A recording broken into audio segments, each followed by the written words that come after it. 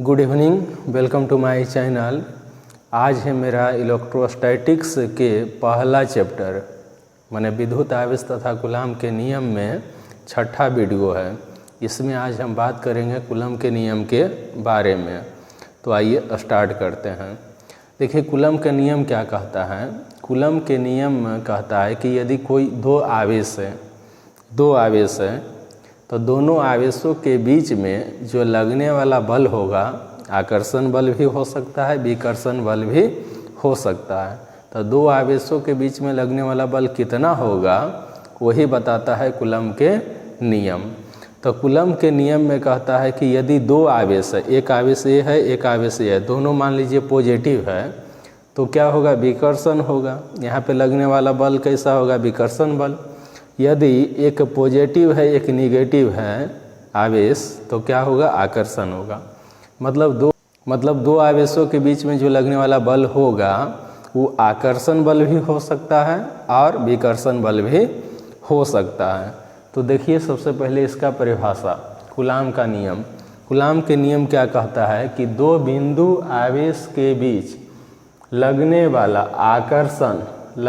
आकर्षण अथवा विकर्षण बल दोनों आवेशों के गुणनफल के समानुपाती तथा इसके बीच के दूरी के वर्ग का व्युत्क्रमानुपाती होता है। चलिए यहाँ समझिएगा। मान लीजिए यहाँ पर एक आवेश रखा हुआ है Q1, एक आवेश यहाँ पर रखा हुआ है Q2। दोनों आवेशों के बीच का दूरी मान लीजिए R है। तो कहता है कि ये दोनों के बीच में जो लगने वाला बल होगा, ये दोनों आवेशों के बीच में जो लगने वाला बल होगा, दोनों आवेशों के गुणनफल के समानुपाती होगा। दोनों आवेशों के गुणनफल Q1 गुना Q2 समानुपाती माने होता है समान। Q1 Q2 का मान बढ़ेगा तो F का मान भी बढ़ेगा। दूसरा लाइन में क्या लिखा है, तथा इसके बीच की दूरी के वर्ग का व्युत्क्रमानुपाती होता है। माने F व्युत्क्रमानुपाती होता है 1/r²। ऐसे लिखा हुआ है, मतलब व्युत्क्रमानुपाती माने उल्टा। ई बढ़ेगा तो ये घटेगा, ई घटेगा तो ये बढ़ेगा। इसको मानिए समीकरण 1, इसको मानिए समीकरण 2। अब देखिए समीकरण 1 और 2 से, समीकरण 1 एंड 2 से दोनों मिला के एक में लिख दें तो F ऊपर हो गया Q1 Q2 और नीचे हो गया R²। यहाँ देखिए समानुपाती जब है, समानुपाती जब हटाएंगे तो कांस्टेंट आएगा K। तो K Q1 Q2 बाई क्या हो गया, R²। K का वैल्यू होता है, चलिए जहाँ K क्या है, समानुपाती नियतांक है। K जो है आपका समानुपाती नियतांक है। K का वैल्यू होता है 1/4 pi epsilon note. 1/4 pi epsilon note का भी मान होता है 9 गुने 10⁻9 होता है। इसका मात्रक होता है आपका न्यूटन मीटर स्क्वायर बटा में होता है कूलम का स्क्वायर।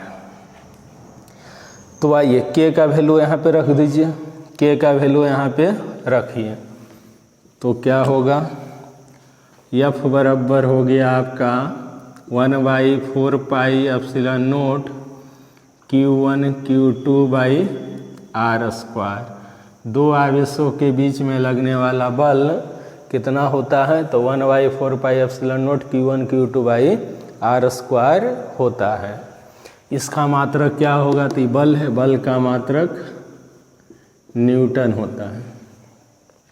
चलिए तो सबका मतलब देख लेते हैं। जहाँ F है आपका बल है, दोनों आवेशों के बीच में लगने वाला बल, Q1 एंड Q2 आपका आवेश है, एप्सिलॉन नोट को कहते हैं निर्वात की विद्युतशीलता, निर्वात की विद्युतशीलता, और आर जो है आपका दोनों आवेशों के बीच की दूरी है, दोनों आवेशों के बीच की दूरी, दोनों आवेशों के बीच की दूरी। यहाँ कभी कभी F दिया हुआ रहेगा, Q1 Q2 दिया हुआ रहेगा और R भी दिया हुआ होगा। एप्सिलॉन नोट का मान पूछेगा तो एप्सिलॉन नोट का फार्मूला क्या होगा? एप्सिलॉन नोट बराबर हो जाएगा आपका, एप्सिलॉन नोट यहाँ गया तो F यहाँ पे आ जाएगा 1/4 पाई F Q1 Q2 by R square हो जाएगा एप्सिलॉन नोट का फार्मूला। इसका जो मात्रक होता है आपका कूलाम स्क्वायर, अब बटा में हो जाएगा आपका न्यूटन मीटर स्क्वायर। बल का होता है न्यूटन और आर का meter square, newton meter square. इसका बीमा निकालेंगे। इसका बीमा देखिए क्या होगा, बीमा कूलम का बीमा होता है 80, तो स्क्वायर है तो हो जाएगा A स्क्वायर T स्क्वायर बटा में न्यूटन मतलब बल का बीमा होता है mL/T-2 और मीटर का बीमा होता है L स्क्वायर। तो आइए m है नीचे में, ऊपर जाएगा तो m पर पावर -1, m पर पावर -1, L 2L यहाँ 2L यहाँ 4 ऊपर जाएगा तो L पर पावर -4 और T -2 है, ऊपर जाएगा तो +2 और 2 यहाँ पे पहले से था तो T पर पावर 4, ये बचा A पर पावर 2। ये हो गया आपका एप्सिलॉन नोट का बीमा हो गया। तो इसका स्क्रीनशॉट लीजिए। चलिए तो अब देखेंगे कूलम के नियम का सीमाएं। तो कूलम के नियम का 4-5 सीमाएं हैं, देख लेंगे। सबसे पहला सीमाएं क्या है, कहता है कि यह स्थिर अवस्था में बिंदु आवेश के लिए मान्य है। दो आवेशों के बीच में जो बल लगेगा केवल बिंदु आवेश में ही लगेगा और दोनों स्थिर रहेगा तब लगेगा, गति में नहीं लगेगा। दूसरा सीमाएं है, कहता है कि यह केंद्रीय बल है, जो दोनों आवेश के बीच में जो बल लगेगा दोनों आवेशों के केंद्र में ही लगेगा, केंद्रीय बल है, दोनों आवेशों के केंद्र में ही लगेगा। Q1 Q2 तो दोनों आवेशों का केंद्र में ही बल लगेगा। तीसरा जो है, कहता कि यह कुछ किलोमीटर तक ही मान्य है। दो आवेशों के बीच में जो बल है कुछ किलोमीटर तक ही लगता है, ज़्यादा दूर हो जाएगा तो फिर आवेश के बीच में बल नहीं लगेगा।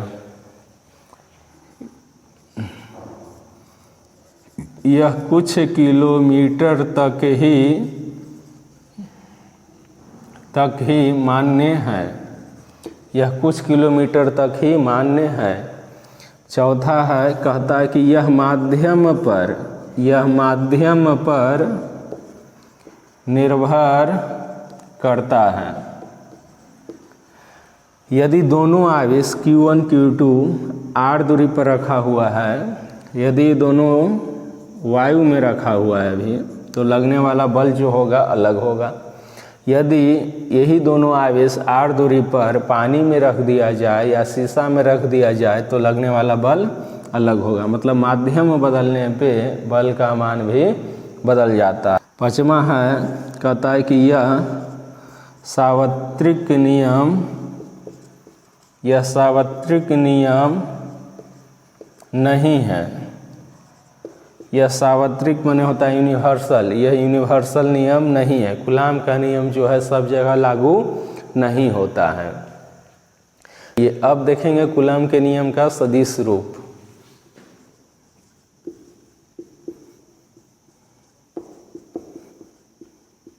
कूलाम के नियम का सदिश रूप, कूलाम के नियम का सदिश रूप। देखिए यहाँ पे कोई आवेश है Q1, यहाँ पे कोई आवेश है Q2। चलिए यहाँ पे एक Q1 एक Q2। अब बोलिए ये इस पे बल लगाएगा और ये लगाएगा इस पे बल, दोनों है पॉजिटिव, तो दोनों में क्या होगा, विकर्षण होगा। जितना बल ये लगाएगा इस पे उतना ही बल ये भी लगाएगा इस पे। चलिए ई वाला ये जो है बल लगाया यहाँ पे, तो इसको लिखेंगे F21, मतलब F21 मतलब हो गया 2 पर बल लगा, कौन लगाया, 1 लगाया। यहाँ पे भी बल लगेगा, F12 लिखेंगे। F12 का मतलब क्या हुआ, 1 पे लगा और लगाया कौन, 2 लगाया। चलिए तो यहाँ पर जो बल लगा इस डायरेक्शन में लगा कि नहीं, R21, 2 से आया कहाँ, 1 की तरफ, और उधर जो बल लगा इसको लिख सकते हैं डायरेक्शन R12, माने 1 से बल गया कहाँ, 2 की ओर गया। यही है इसका सदिश रूप। अब यहाँ F12 क्या है, सदिश है, तो इसको कैप लिखेंगे। इसका परिमाण और F21 का परिमाण, दोनों का परिमाण इतना होता है 1/4 pi epsilon note Q1 Q2 by कितना, R² होता है। अब इसका परिमाण के साथ साथ दिशा लिखना होगा, तो कैसे लिखेंगे, F12 बराबर 1/4 pi epsilon note Q1 Q2 by R²। ये हो गया इसका परिमाण, और साथ में लिख देंगे दिशा। 1 2 मैंने कहाँ से बल आया था, 1 2 पे, 2 से 1 की ओर आया। 1 2 पर बल कैसे लगा, 2 से आया कहाँ, 1 की तरफ, तो R21 लिख देंगे, R21 और कैप यहाँ पे लगाते हैं। उसी प्रकार F21 लिखेंगे तो क्या होगा, 1/4 pi epsilon note Q1 Q2 by R², और साथ में हो जाएगा आपका R12 कैप। ये है इसका आपका सदिश रूप। ये होगा परिमाण, ये हो गया आपका दिशा। तो यहाँ पे लिख सकते हैं कि F12 बराबर है F21 का, F21 का, लेकिन दोनों का दिशा क्या है, विपरीत है। एक बल इस डायरेक्शन में लग रहा है तो एक बल उस डायरेक्शन में, इसलिए यहाँ पे लगा दिए निगेटिव। उसी प्रकार ये दोनों भी बराबर है कि नहीं, तो R21 बराबर लिख सकते हैं R12, ऐसे भी। तो ये है आपका इसका कूलाम के नियम का सदिश रूप। अब आगे देखेंगे क्वेश्चन, कूलाम के नियम पे क्वेश्चन देख लेते हैं। चलिए स्क्रीनशॉट लीजिए। चलिए देखिए 2 क्वेश्चन हैं। सबसे पहला क्वेश्चन क्या है, कह रहा है कि 8 × 10⁻⁻14 मीटर की दूरी पर एक प्रोटॉन एवं एक इलेक्ट्रॉन के बीच स्थिर वैद्युत बल आकर्षण बल की गणना कीजिए। स्थिर वैद्युत आकर्षण बल की गणना कीजिए। बोला है कि एक प्रोटॉन है एक इलेक्ट्रॉन है, दोनों का बीच का दूरी है 8 × 10⁻⁻14 मीटर, तो बल निकालिए। चलिए तो सबसे पहले गिवन क्या है वो लिख लीजिए।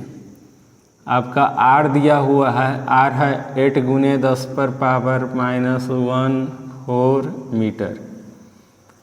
एक प्रोटॉन है, प्रोटॉन को मान लीजिए Q1 है, Q1 प्रोटॉन पे आवेश कितना होता है, तो प्लस में 1.6 × 10⁻⁻19 कूलम, और Q2 को मान लीजिए इलेक्ट्रॉन, इलेक्ट्रॉन पे आवेश होता है -1.6 × 10⁻⁻19 कूलम।